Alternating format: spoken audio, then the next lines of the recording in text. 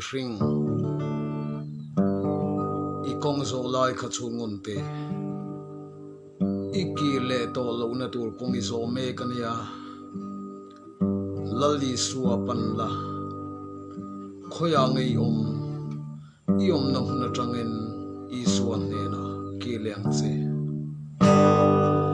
ikong zo lai kha chungun te kong lau bo ral na ni lo chiat na rap thak le suwa i thlen ma hian o i kong zo kha chung le ro o khoya nge i kong nge i kal se lon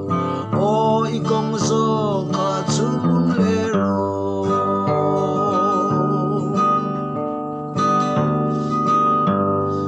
ente musi na kong puiso cross putzunga liam na lam so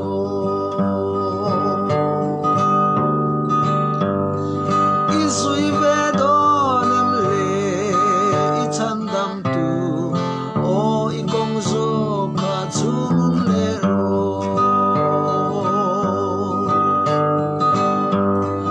o kuya nge i kong nge i ka zelon o i kong zo kha chung le ro eng tiare nge i bo santo zum huna chuan lop na kim in mu em i chandam tu an shuai na lama son oi lamuan na lim na i mu ang o kuya nge i kong nge i kal sel don o i kong zo kha chung le ro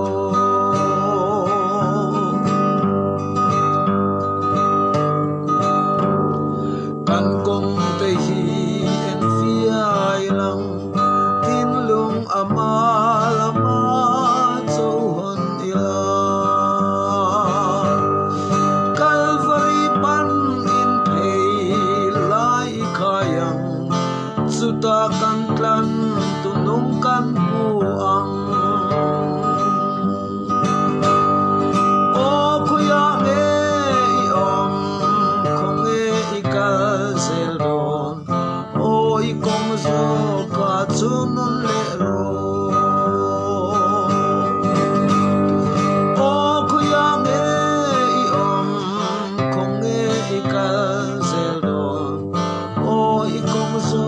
kha chung le ro